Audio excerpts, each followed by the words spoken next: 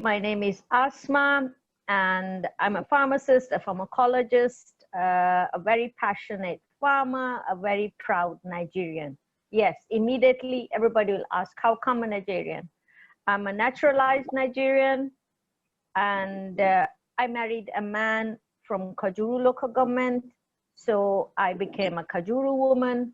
I do not have any other passport. And I have the mindset that wherever you find yourself, God doesn't make mistakes. It's the right place for you. I'm happy in the place where I find myself. I'm one with the people there. Their problem is my problem. And if my coming up, talking about it, trying to look for solution is going to save, even if it's just one life, I'm going to walk the whole journey to make it happen. I'm going to try and look for solutions. It's enough. It's so bad now, you can't even begin to imagine. It is horrible.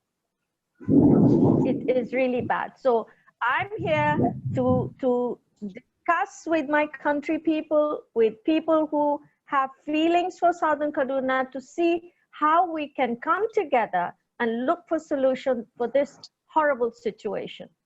Thank you for having me. Well, we thank you very much. We invited Mrs. Mirza because she was a participant in the Southern Kaduna Peace Summit. Are you able to tell us, please, what happened at that Southern Kaduna Peace Summit and who convened it? It was the Nigerian Christian Pilgrim, and is it NCPC, like that? I don't know the complete name, I've forgotten, but it was the Nigerian Christian Pilgrim, I think somewhere there, that organized it. And I think I really appreciate the initiative. I was really happy that they took that step. They bring out that hand of peace. I want peace. I want us to do something. So I was really impressed by that initiative, and I felt, no, I must go there. I must go there, and I must try in my capacity what I can, just as one citizen. Doesn't matter. Let's go there. Let's do something. So it was held in Kafanchan, and it was quite a big affair. It was like nearly 3 days. And we were in the throne room, their worship place, and you wouldn't believe it. I mean, you might think that the other group wouldn't come because it was in the worship place of the other group, but people came. People came, and we were like 150 of us in that hall. And I'm a very strong woman. I don't come to tears easily. But it was so hard when they started narrating. Each one of them from both sides had direct relatives, siblings, parents, murdered, gruesome murder. Oh my God, it was so bad. It would shake you. There was a man that was telling us that he had to bury 6 siblings. I mean, just thinking of it gives you, you know, it shakes you. How? But it's happening. It's real. So are we going to just sit there till everybody finishes killing everybody? And eventually, I mean, somehow the story just becomes so muddled up, and it ends up being just what this goes to kill that one, and that one comes to kill this one, and they don't even remember. I mean, they don't understand what's happening. It just goes on and on and on. And then it gets mixed up with banditry and crime. Oh my God. No, this has to stop. Our children are dying now. And our people are hungry. And nobody, because there's so much of violence, nobody who's somebody that has money and can do something there is no longer going there. With all that wealth and all that stuff there, nobody wants to go and do anything that's called enterprise because of life, danger to life and property. We must look for solution. Then I want to make another point here. I want to plead with everybody who's concerned about all this unrest in Southern Kaduna. Please, please, let's not divide ourselves. Let's get together and become a strength to reckon with. And then let's look at all the arms of the government and all its agencies and their mandate, and look at what we can use these tools. They're supposed to be tools for the citizens to improve the situation, right? And then let's figure out how we can use all this to help and make the situation work. But we, the citizen, we have to understand that we have to stop hating each other. We have to come together. We have to become a strength and then face this problem and fix it. Am I? Yeah, yes, we thank you. Am I with somebody out there, or is it just me? No, we thank you very much for your contribution so far. We are happy to say that Luka Binniyat has joined us at this point. So let us see what he has to say about what is happening in Southern Kaduna at the moment. Mr. Binniyat, are you able to unmute yourself now? Southern Kaduna now.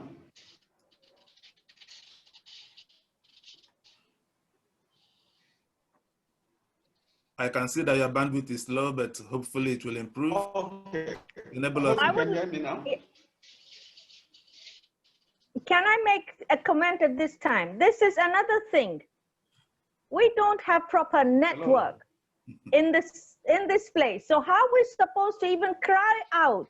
Isn't it you use network to communicate with people? Okay. We don't have good network in the area. This is hard. Yeah, it's unfortunate. Anyone from Southern Kaduna who has something to say or a question to ask can do so at this point. All right, Kabiru, go ahead. Kabiru, unmute yourself and go ahead. Oh, okay. Good evening. Thank you for this opportunity. I just want to comment the comment made by our sister Asma Mirza. We had an encounter with her just last week in that peace summit. Actually, what she has said is disheartening. The real thing that is going on, or that had been going on for years. But my concern, my worry is that Southern Kaduna, we have respected people that have acquired all knowledge across the all sphere of life. We have people that are wealthy enough, that have entrepreneurship skills.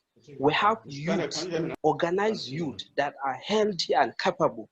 But my problem is that we fail to organize ourselves to see the issue as an issue that we can all put our hand on deck and resolve once and for all.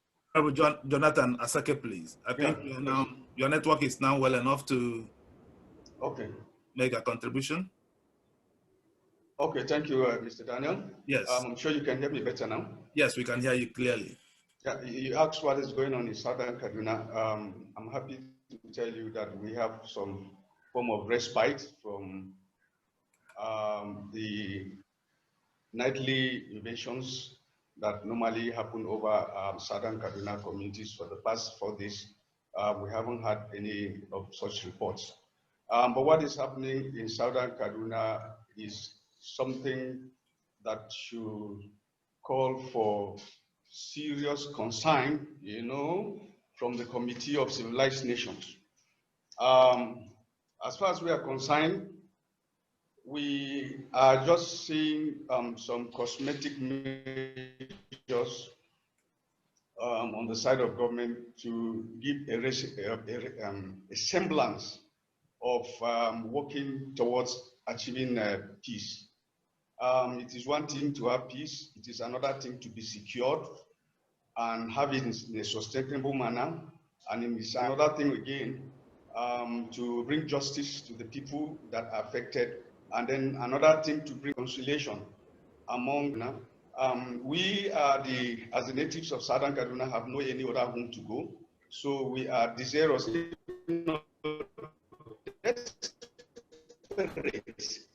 for peace and stability in our areas, because bad since the dark days of slavery I have spoken to people who are around 100 years. My dad is 98 years. He will tell you that there is no time that in his own living memory, he has witnessed what is happening now. Today in Southern Kaduna, we have what is clearly a war of conquest and domination. 109 communities. Mr. Daniel, 100, not 90, 109 communities have been effectively captured by Fulani herdsmen and are being occupied. And I can name them for you, local government for local government, community for community. Nobody is talking about the plight of these people. Today we have over 80,000 refugees that are living in subhuman conditions. When we are talking about peace, we don't even mention these displaced people that are living as if they are from another country. When we are talking about peace, we hardly mention about people whose homes have been destroyed, whose means of livelihood has been stopped. We only talked about peace as if those who are victims of those peace don't matter anymore, as if it is the people who are not affected that are the ones which peace should really affect. We in Southern Kaduna People's Union, SOKAPU, instead of doing what is originally our business of trying to bring intercultural harmony and how to go about promoting our culture, our history, and how to have a good time, we are saddled with a big humanitarian crisis in our hands.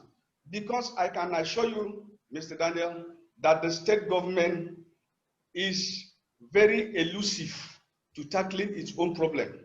You recall that the governor has accused Southern Kaduna people, elders, of fomenting this evil so that they will come and be placarded with brown envelope. There is no one single community that the Kaduna state government has taken relief materials to. The governor has never visited any community that has been attacked. Now we see what we call professional peacemakers going up and down, trying to twist the narrative to make it look as if it is two fighting, as we say in Nigeria here. This is not a matter of two communities fighting, no. This is a matter of well-armed, well-organized bands of Fulani militia laying siege to southern communities with the major aim of taking over their lands. And the taking over of this land is in two forms. One is by government policy.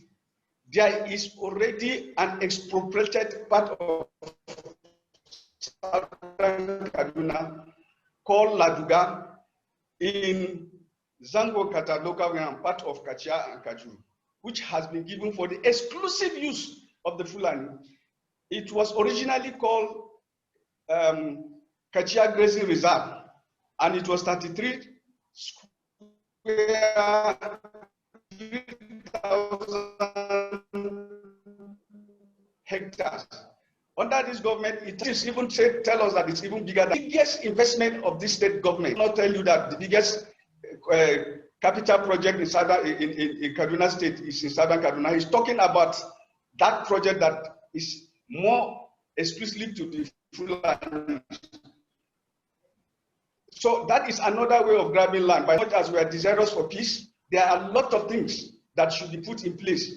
If these people that are going about saying they want peace in Southern Kaduna and they want it in a sustainable way, which we welcome, but for now, people should not be deceived. The right thing should be done. Mr. Daniel.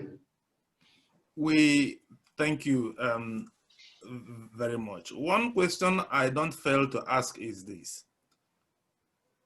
Some time ago, Governor El-rufai said he has paid some armed bandits a lot of money to stop them from carrying out attacks in Southern Kaduna.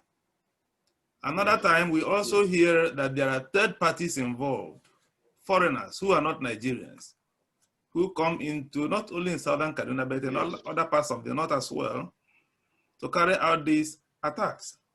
So Nigerians are confused. Yeah. When the government now said, okay, let us call some Fulani and some indigenous Southern Kaduna people to make peace. Is this peace between the indigenous Southern Kaduna people, the indigenous Fulani people in Southern Kaduna, or is it with those foreigners, those bandits who come from other areas? Who exactly are the parties to that peace making? That is the question. Yes, that's the question we are also beginning to find out. The people that are coming to sign peace and are forming committees, are they representing? We know the people who are supposed to represent the victims. We know them, we know their homes, we know their pedigree, we know what they do. But who are the people that are coming to sign on behalf of the people that are coming to do the mass murder? The people that are carrying out the genocide. Recall that the Atiap chiefdom signed a peace pact with the Fulanis and the Hausas, settlers of Zango Kataf.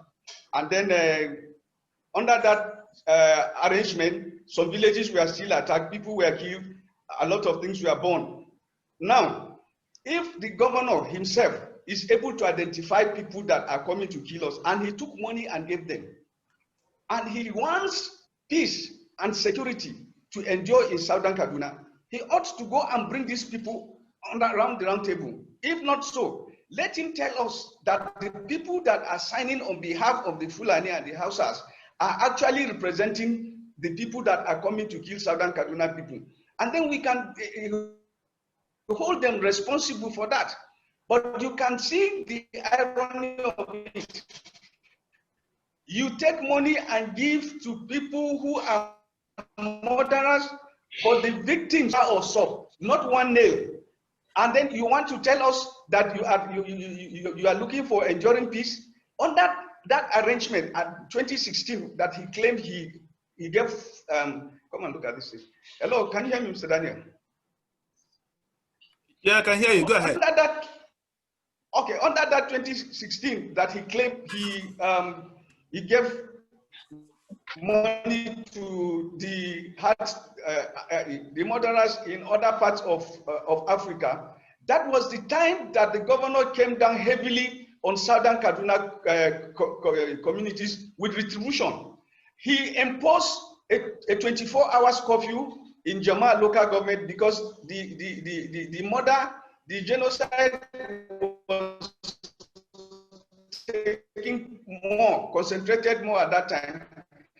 And he locked them down so much that under that curfew, they were so vulnerable that this same killers will come and kill. On the 24th of village, the German local government was invaded and around 12 people were killed.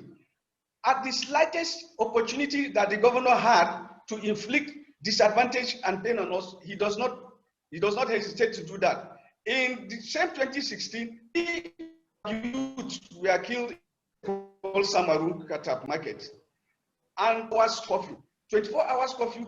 Mr. Daniel not going to the market, people are not going to the farm, people are settled and sedentary people. So they went about their business where they have advantage. There is no evidence whatsoever to show that El-rufai is serious about ending the some political, some peace buccaneers, maybe to douse tension away from him.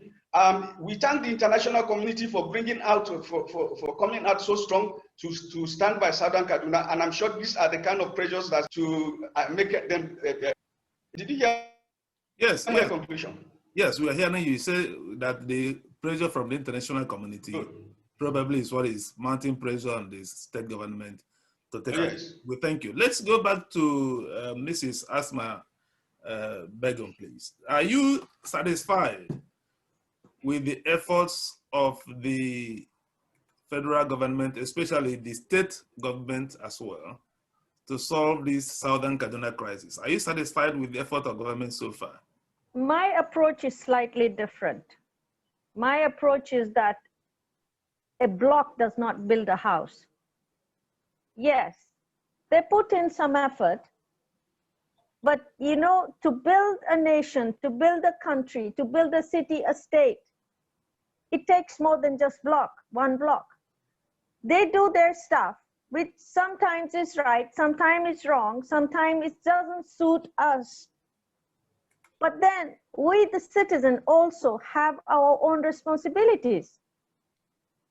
I want us to understand that every time we bring back the sad history, it's good to know history. It's good to know what happened, but you cannot make progress if you continue sitting on it and not making progress with it. You're supposed to use it as knowledge and move forward. Right now, in my opinion, what we need is to stop the narrative of ethnicity and religion and hold the concept of citizenship. We are citizens of, and wherever we come on. To invest, live, and function properly. What is the point of saying this is mine, this is yours, and at the end of the day, you don't get any progress? Okay, coming back to the efforts of the government, please, I'm going to put this question to all of you that are here. If the whole of that place is killed, does it hurt anybody out there? No, it hurts us, only us there. They don't care. They feel they've done their bit. We have seriously enlightened, economically well-off, big people from southern Kaduna. Are they not part of us, but are they feeling anything for what is happening there? Did you hear any of them say anything? No. So we that are there and it's hurting us, we have to solve our problem. And one of the biggest problems that we have to solve is to stop the hatred and the suspicion. And we have to hug each other and hold on and move forward. Look for solution. Look for solution. Look for how we can attract investors. How can we develop this place? If we continue saying, this is mine, this is not yours, this is mine, this is not yours, and we continue fighting, who is going to come there? Who is going to ever bring anything? In fact, the enterprise that is already there is closing. Is that a good thing? It's not a good thing. Eventually, we stand alone. The only thing you get from other people is sorry. We have to fix our house ourselves. So, if I may ask here, what do you suggest that the citizens of Southern Kaduna will do to try to? They have to make deliberate efforts, like we started with that peace summit. It was a good initiative. There has to be a deliberate effort at trying to make everybody understand that you find yourself here, it's okay, let's do something good. Then we should start making effort to get people to do things that make money for them and bring food to the table, and the children eat and people go to school. That's what we need. We cannot continue shouting. But we cannot do those things. Sorry, but we cannot do those things when people are killing, when bandits are killing people, kidnapping and abducting people every day. Fine. Wait. Let me give you a simple example. Yes. There are things that you do to save your family, keep the family secure. Then there's another level. There are things you do to make your community safe. There are things that you do to make your local government safe. They're all tiers of things. Like, don't you put a door on your room? You do, right? Is the government going to come and tell you to put a door? No. There's things that you have to work out with the terrain you find yourself. There is immense bush there. People don't even clean their yard. I give you an example. I had a farm. I refused to put maize because maize is tall and people can hide in maize and somebody can come and kidnap me and my workers. So we grew rice. Even rice, it was the short variety so that we can see people coming from far and protect ourselves. The same way, the bush has to be cleared. I know it's hard to clear the bush. But we have to clear it to create farm and to secure yourself. Some things have to be done like that. Then there has to be training. Then there has to be identification of people coming and going. All that has to be done. And that means you have to interact with people that are not the same ethnic group with you. You have, if somebody comes to your village and buys maybe 20 loaves of bread, don't you think there's the question mark there? Don't you think you want to know what happened? How come he just came on a motorbike and he's buying 20 loaves of bread? No, you're very happy selling the 20 loaves of bread because he didn't go to your brother's shop to buy it. He bought it from you. But there should be a question mark, an investigation in your mind. Oh, this man, I've never seen him before. That means he's taking possibly that 20 loaves of bread to somebody in the bush who's going to come back and attack you in the evening. We have to work things that suit us, our terrain. And there's some things we just have to do for ourselves. Nobody's going to come and tell you how to do it. Am I talking to somebody there? Yes, yes, yes. There are some things that are very simple and basic. And then it's when you talk to people who are your neighbors. I don't want to take sides with any tribe or anybody. They're all my people. You have to learn to talk and communicate and understand and plan and strategize for the third party that is coming to kill all of us. Look, every religion or every ethnic tribe feels hungry. You must get a meal after 4 to 6 hours. Now it's a do and die thing. There's no food, no farming, no nothing. Look, there are basic things you have to face straight away. Stop all that narrative of this and that. Start facing the real thing on ground. Secure yourself, secure your family. Look for how we can have food, how we can save our children. And look at all the things that you feel you have grievances. Catalog them. There are people that are educated. They're lawyers. If you feel there's something that's bad, which of course there's so many things that are bad, there are ways to approach it. This is a country. There's a whole way of doing all these things. If it doesn't work out, pursue it. Okay. The government in every level, they have mandate. Why do you just give up and just talk? This is no long talk. You have to walk the journey. Okay. We thank you very much. I think a lot of the listeners here will agree with you that the citizens of Southern Kaduna has a very big role to play to see that peace is secured in the region. And I am aware that the SOKAPU is the main organization representing the people of Southern Kaduna. And now I will ask this question to Mr. Binniyat, please. I understand that Governor El-rufai says clearly that he will not speak to the leadership of the Southern Kaduna People's Union. And so that was one of the major reasons he inaugurated the House of Kaduna Family. And when that House of Kaduna Family was inaugurated, some prominent leaders attended the inauguration of this Southern Kaduna Family. Our listeners would like to know, what is the relationship between SOKAPU and these members of House of Kaduna Family? Is any member of SOKAPU nominated to be a member of this House of Kaduna Family? That is one. My second question will be, why has Governor El-rufai stated publicly that he will not engage with SOKAPU in fighting peace in Southern Kaduna? Yes, there are Southern Kaduna natives in that, is it Kaduna Family he calls it? House of Kaduna Family. House of Kaduna Family.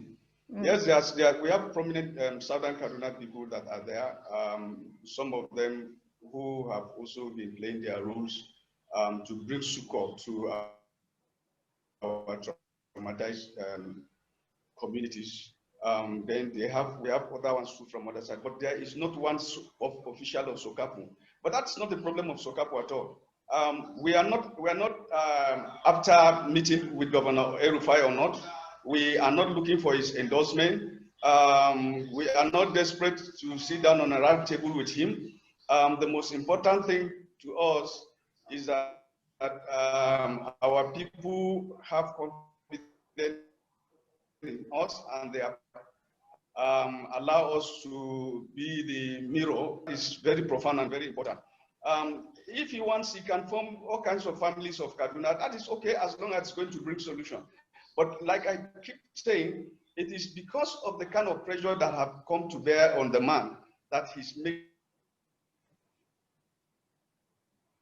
all this kind of moves. We don't believe that he has sincerity from his heart to this violence that is happening to us. Why did I say so?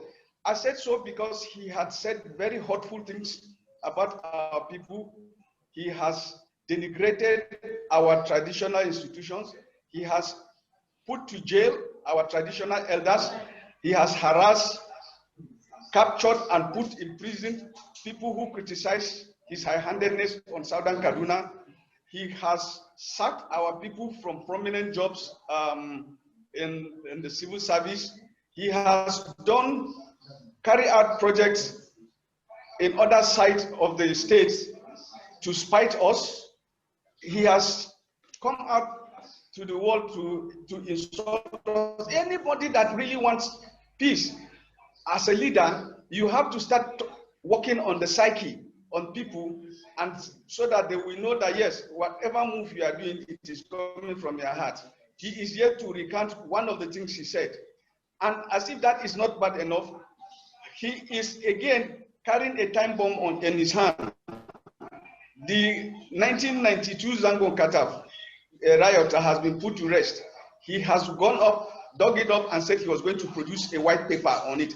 Any leader that wants peace and understand what Zango Kataf is will stay 100 kilometers away from that, because the people of Zango Kataf had managed to find understanding with their long-time Hausa settlers in Zango, until this governor came and exercised such impunity that is encouraging the Hausa people to start making demands that clearly is not in the interest of peace. The Kaduna House of Family, I'm not sure if I got it right, will they bring out recommendations, and the governor will have the political will to implement them? How many of them are really in touch with the grassroots? How many of them really understand the issues? It is a different thing to bring elites and allow them to brainstorm academically, and another thing to go down and really face the issues and bring out solutions and talk about justice and talk about reconstruction. That is the way that genuine reconciliation will start being built. You do not go and bring professors, you do not go and bring clerics, you do not go and bring civil servants, agglomerate and give them a name. In the end, what is that name for? But we are saying that even if he doesn't want to deal with SOKAPU, let him go down and get people that are really deep in the issues. Let them come out with people that can really stand and represent them. But as far as we see, he is just trying to cover his face. It's a face-saving measure he's doing.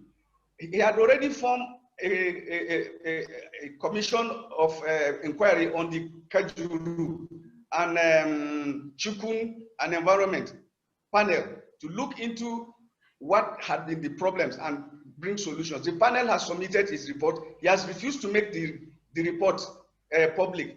I believe that panel must have come out with far-fetching solutions to it. So as far as we're concerned, the Hajia Asma, who seemed to just come out from the blues and jump into the fray, we have never seen her before. You can see she's talking more about the economic loss that, business people like them are suffering.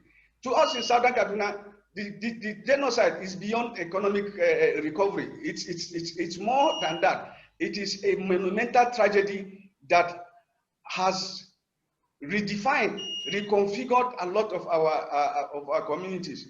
Our communities are not interested in export. Our local farmers just want to go to their farms and be able to return.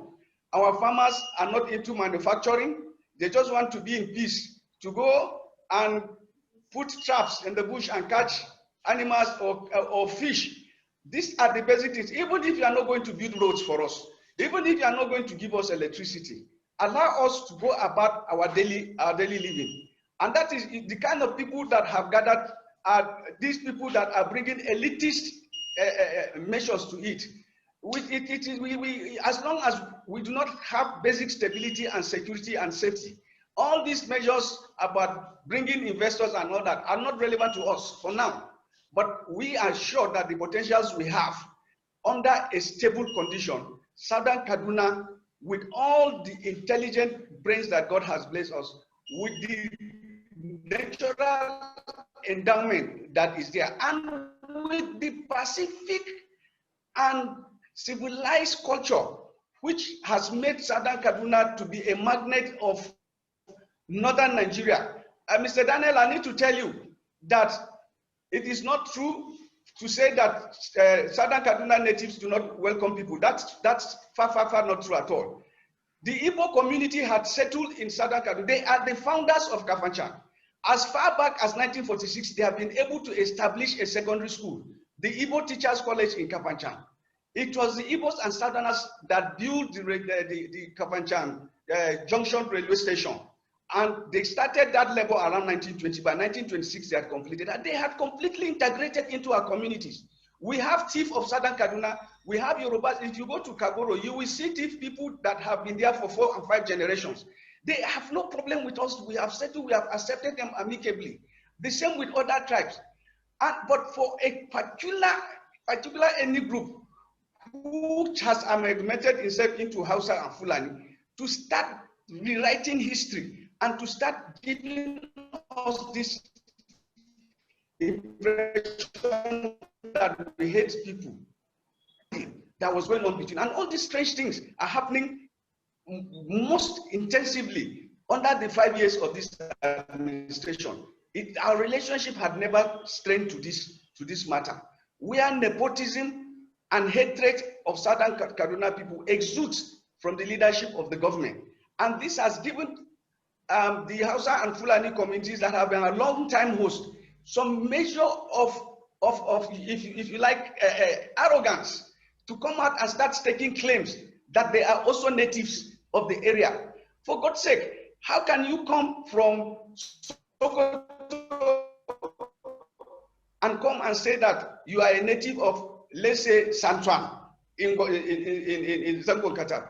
I am a Chapman, Luka Binniyat, son of Gankon. I cannot go to Kebi or to Jigawa, even if my parents were 200 years, and start asking that because we have stayed here, then we need a chiefdom. People are also indeed very inciting. He has created emirates that the Kajuru town is a tiny dot in a sea of Adara land, but he gave them an emirate. That means that all these Adara people have to defer to the emir. No Adara man who is a Christian can ever aspire to that throne. He came to Kauru and he gave them an emirate. These are Hausa communities in a sea of native people. It is a very cosmopolitan area, Kauru, many tribes there. But the Hausas form a very tiny percentage there.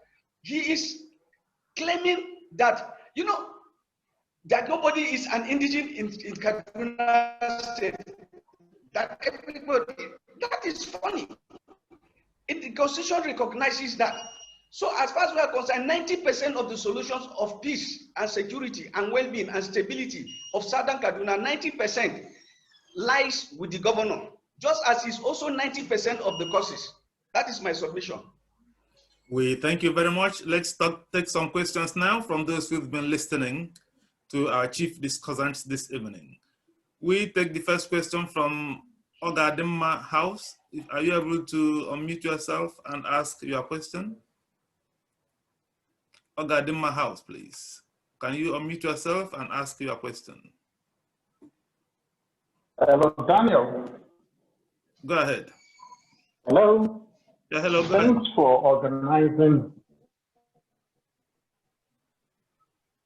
organizing this. The most important thing that we need to understand is that the Kaduna crisis has continued unabated, primarily because over the years, we have been doing wrong labeling of the diverse manifestations, particularly of the crimes and criminality that have manifested either as arson, killings, rapes, theft, burglary, and encroachment on and trespasses on land. These crimes are defined and catered for in our criminal and penal codes. But unfortunately, the police and security law enforcement entities do not even intervene correctly in such a manner that they are able to investigate, apprehend, and prosecute the culprits. Number three is the fact that there is a skewed seeming peace initiative deployment. We tend to have quite a number of peace initiatives in Kaduna State that are skewed. They are not properly planned because they do not do proper stakeholders mapping and analysis and involvement for participation of these stakeholders. The recently conducted peace summit is just one of such. And the initiative, even by the governor, is unfortunate that it is not as inclusive as it ought to be. In a participatory democracy, you do not even leave out any stakeholder. You must engage all the stakeholders because you want to achieve joint problem solving. And I'm speaking as an informed peace-building practitioner. When you take a look at the way and manner that the content and context analysis of most of the issues are being done, you'll discuss of natural resources, dimensions of the conflict in Kaduna State are not brought to the table. A lot of historic revisionism is going on. One of the participants alluded to that earlier on. But the one that is not being seen clearly is the connectivity between the resources of some of the areas with the trespass and the embedding of population, even as you displace another population. You displace some people and you are embedding a new population in an attempt to change demographics. These are issues that will keep on bringing about recycling manifestation of violence in the jurisdiction and conflict theater that we are considering. Another major problem that I've discovered, especially connecting to that issue of labeling, has to do with the way the media just take a sound bite. For example, all of us are now using the phrase bandit. In law and in peace building and peace initiatives, before you label somebody or a group bandits, it means that you must have identified the persons involved and that you have been able to profile them. And as such, you can engage them properly, and if need be, you can apprehend at any point in time. But I will ask you that are the media folks, how many of the bandits over the last couple of months, years in Nigerian state have been apprehended or presented to the public? You will discover that We just use communal clash to cover arson, to cover rape, and the crimes and criminalities are never investigated and prosecuted. This brings me back to the issue of the fact that the Nigerian state and the security law enforcement component particularly are complicit in all these things, because when you fail to label correctly and do due diligence pertaining to the crime and criminality involved in any of these cyclical conflicts, you are going to allow these things to fester for too long. When you want to do peace summit, you must do the due diligence of doing a thorough stakeholder mapping and ensuring that the moment you intervene and you go public with your intervention, it means that you must have a respite at least for 90 days. Unfortunately, the last peace summit was held, and within less than 72 hours, we started having another round of security breaches. I think we need to start using the correct professional languages to discuss this matter. Security breach is different from what we call communal clash. When you have security breach, then you are able to label all the issues that pertain to the manifestation. When a security breach occurs between a particular time and the other, you will see that killing was done, houses were burned, and if houses were burned, arson was committed, and if a rape occurred during that period, you now investigate accordingly. The issue on the table for Kaduna to have peace, and if Kaduna has peace, all of us in the country will begin to march forward, is for us to have the security and law enforcement system and the judicial system to label things correctly, and the only people that can begin to bring the security law enforcement, particularly the police, to accountability, the media. Thank you. Ayokunle Fagbemi is my name. I'm Executive Director, Center for Peace Building and Socio-Economic Resource Development. We thank you very much for your enlightening contribution to this topic.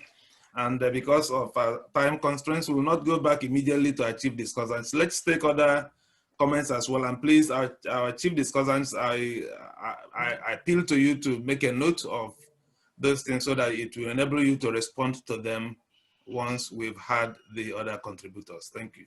We are calling on, I forgot your first name, you did not register with that. Ngerem, please.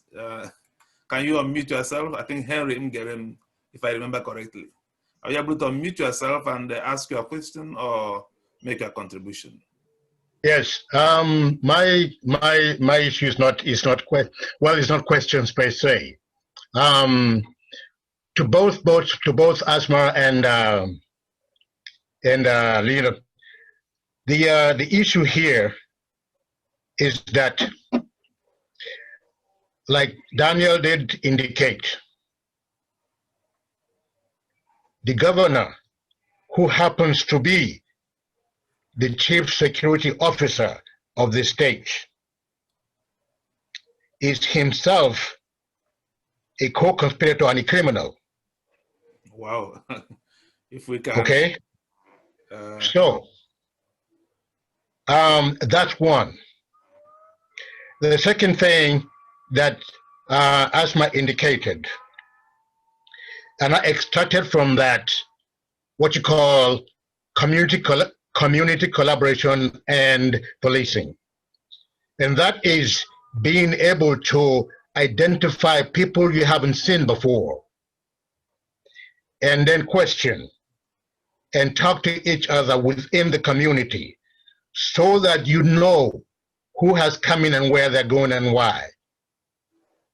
But the major issue that I don't hear anybody talking about that needs to be dealt with is the issue of the statement the governor made about paying people to leave him alone and go kill some other people. To this I'm asking, and that is to both Asma and to both Honorable Asake. This issue is the #1 issue that needs to be dealt with. If you don't deal with this, nothing happens. Nothing happens. Everything is a bandage. This is a cancer. And in a cancer, you have to operate to extract that cancer. You can't bandage it. So, to Asake and to Asma, is to now look at bringing the people together. The other thing is now the governor has said he's not going to deal with the legitimate leaders of the community. He has his own. Absolutely wrong. That's an insult on the community. If he wants peace, is to ask the people to send him their leaders so they can talk together. Now, when you're talking peace, who the hell are you talking peace with? Somebody that come to murder and destroy? That's who you want to talk peace with? No, you don't talk peace with that. Now, that's where everything, all roads lead to that rat called El-rufai. Well, if we can please tone down our language, you can tell okay. That, please. Yeah, thank you. All right. So, whatever he was in his previous life,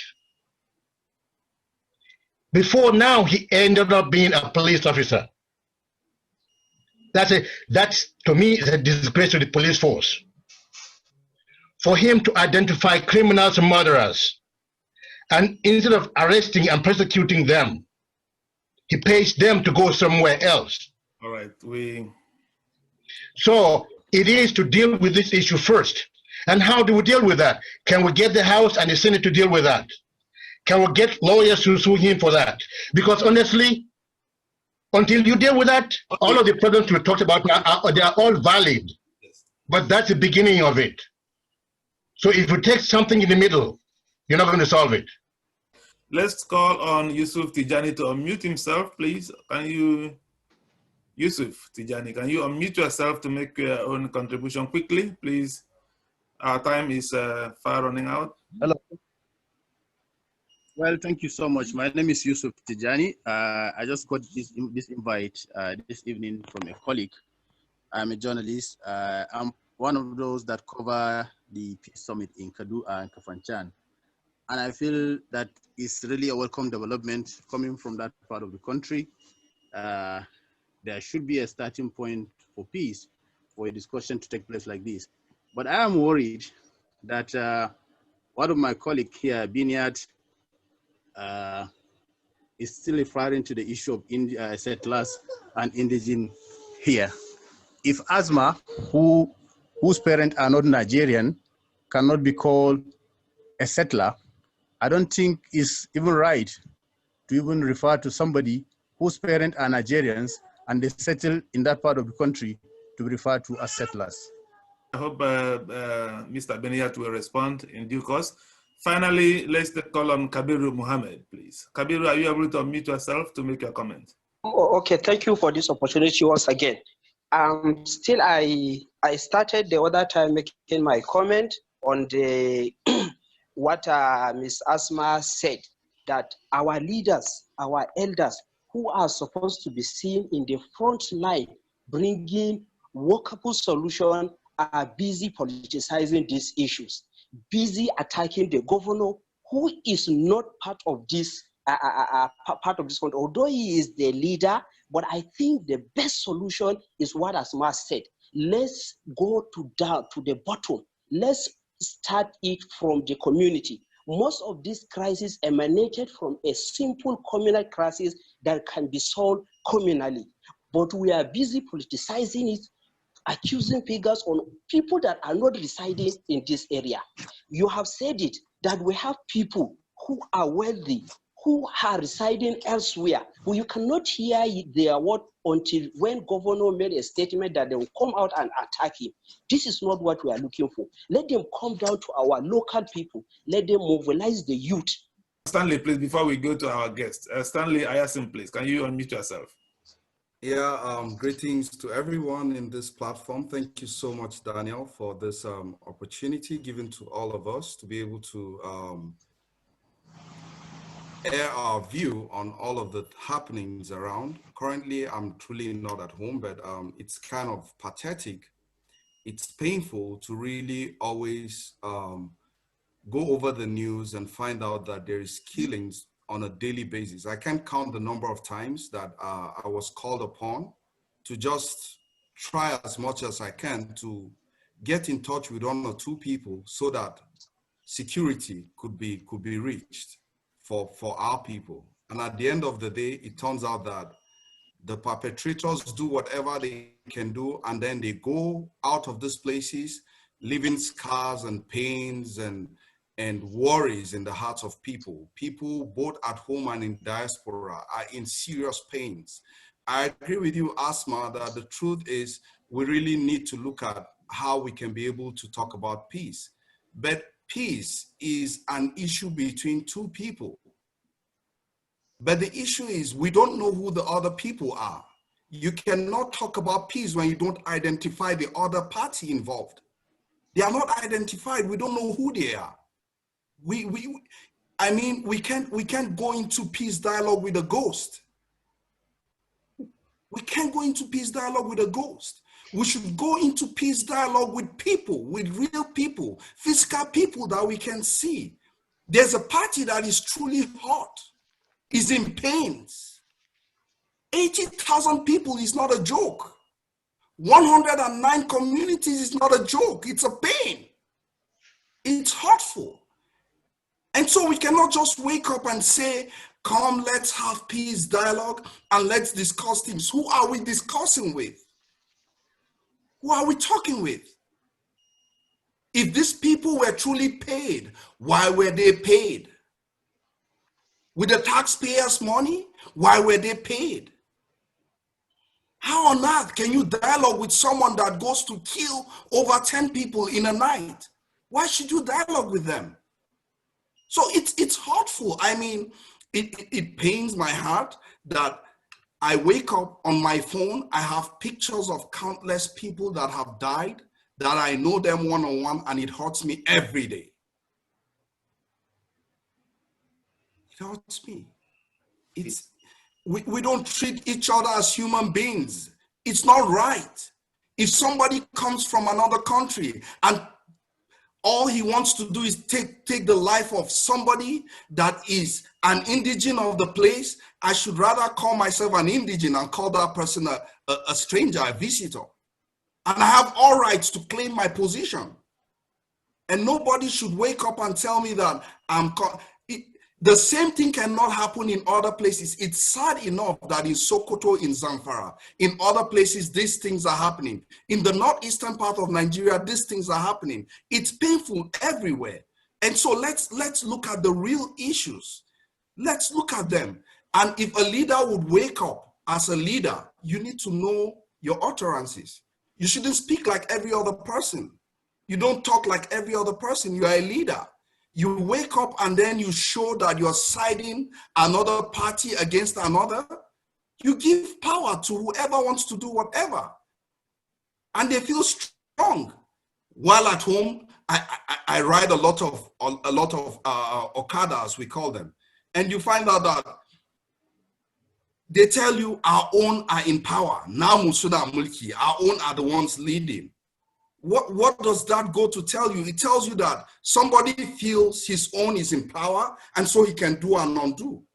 We need to stop all of that. We need to wake up. We have truly been divided by our politicians along religious lines, along ethnic lines. This is no secret. If we want to call a spade, we have to really wake up to the realities on ground.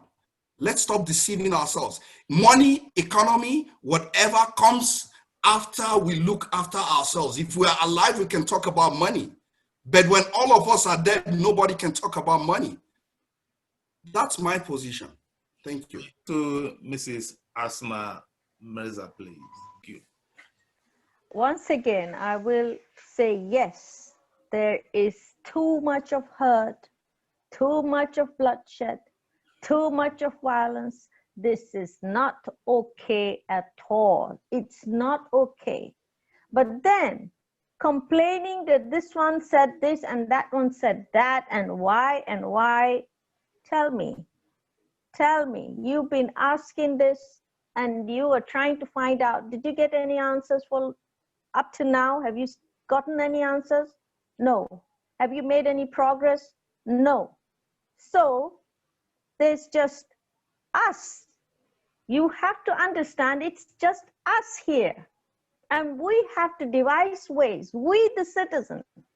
And there's no other way than to hold your neighbor's hand and say, we are in this trouble together.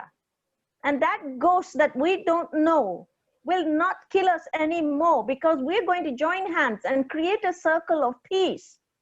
Unless we do that, and we continue talking about citizen and not call somebody this or that, focus on being citizens of a great nation and learn to live together, and don't suspect each other, because you make deliberate efforts to know each other and understand each other.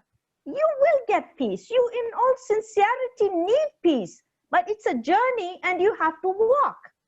And you cannot continue expecting. You keep knocking on a door and it doesn't open. I don't think you should stand there and keep knocking. You should try and get another way to solve this problem. Document the issues. Take them to proper way of handling all these problems. And look within. Look within. We have to solve our problems ourselves. I hope I make a point to somebody there. Mr. Binniyat, please. What do you have to make of all the contributions so far, and then your final comments? The contributions have been well noted by me, and I want to take some of them as briefly as I can. I thank Mr. Yokun Adekunle, if I got his name correct, for his own position that, look, when it comes to issue of peace and peace building, there are professionals in that field, there are people who are tested and known in that area. They should really be engaged by the government so that they can go deep down and get this thing properly done, not just because of the political exigency that may be attached to it. And then again, somebody made very strong observation about the claim by the governor that he was able to trace killer herdsmen and paid them, to stop them from doing what they are doing. Yeah, that is part of the limitation we have. We are actually supposed to have sued him to reveal how much he gave them and what national bilateral protocols actually committed other infractions in terms of certain actions that may be illegal. I want to assure you that we are not foreclosing taking a legal stand on that matter because he's still very unrepentant about that claim. And then Mr. Yusuf Tijani, I said he's a journalist like me. He's not happy that I use the word settler and to describe people who are not native to Southern Kaduna. There is no two ways to use. There are no two words about it. If you are not indigenous, if you are not native to a certain place, there is no way you can colorate it and paint it in another way. That is the reality. It's like Haja Asma. She's Asian of Nigerian citizenship now. You cannot say she's not an Asian by origin. She cannot. She said she's married to somebody in Kajuru. She cannot. Yes, by rights, by whatever citizenship rights she has, that is her privilege by the law. But when it comes to natural identification, she is not a native of Adaralan or Kajuru. She is from Asia. She's a Pakistani, and she should be proud of where she comes from.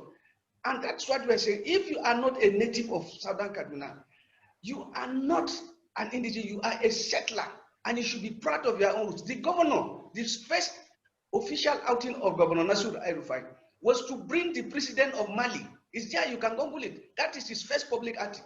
And he said that his ancestors come from Mali.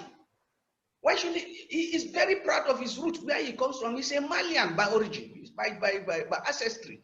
So when you are in Southern Kaduna and you are not Baju or any of the 67 identified groups that are native there, which history has put us there 500 years before Christ as part of the Nok Terracotta civilization, which by the way was a civilization of iron, you are a settler, for God's sake. Let this thing go into everybody's head. But you are entitled to every privileges and rights that a citizen have. Just that we too, when we go to other parts of the country, we should also be entitled to the right and privilege. But nobody can remove our indigenship from us, because it is in the DNA, it is cultural, it is historical, it is biological. There is nothing, no matter what the governor says. People who are not native to Southern Kaduna are settlers. And we love them, we have no problem with that, as long as they are not trying to uproot us and change our history and take certain entitlements and privileges that don't belong to them. We don't have problem with that. That's why we don't have problems with the Yorubas, we don't have problems with the Igbos, with the Tiv that have been there for centuries. But you can see that this problem of claiming ownership of lands that don't belong to you is not only akin to Southern Kaduna. The Hausa people have problems in Benue. They once claimed that Makodi comes from Maipudi, that he was the first founder of Makodi. If you go to Adamawa, they have problems. They are claiming to be that they're having that problem. So there's nothing I can do about that, Mr. Tijani. And then Mr. Kabiru said we should stop politicizing the matter. For God's sake, how can you say that some of the things that the governor have said against Southern Kaduna people, we should not complain about it? You say that he started by saying that that Christians are just 90% of Kaduna State, which is not true. According to the census figure, the area that is Southern Kaduna, not Kaduna South Senate, according to the 2006 census, we have 51.2% of the population, which is essentially Christian.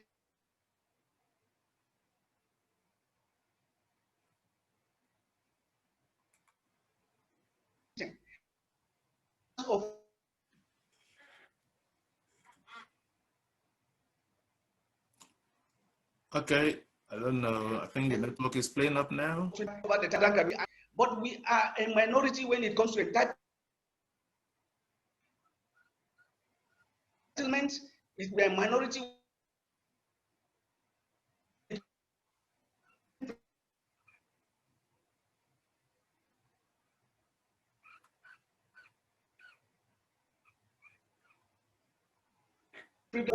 Are coming to do the attack. My brother, we know.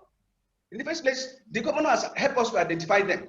Now, if you go to Kala Ward, if you go to Rimo Ward, if you go to Ido Ward, in the same Kajuru where Haja Asma come from, the people that have been displaced in the 35 communities around that area, they will tell you that the adults there, that is the local Fulani chiefs that they live with, were the ones that invited people to come and chase them out. They are now, right now, in refugee camps.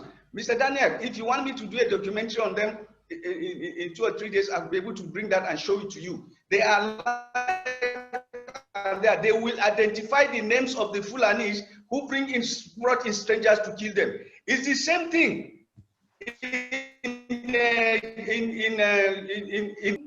Just recently, in fact, we took food to a village called Badna, and they showed us the bandit camp there. They said, look, up that hill, you will see them sometimes the right party. We know their leaders.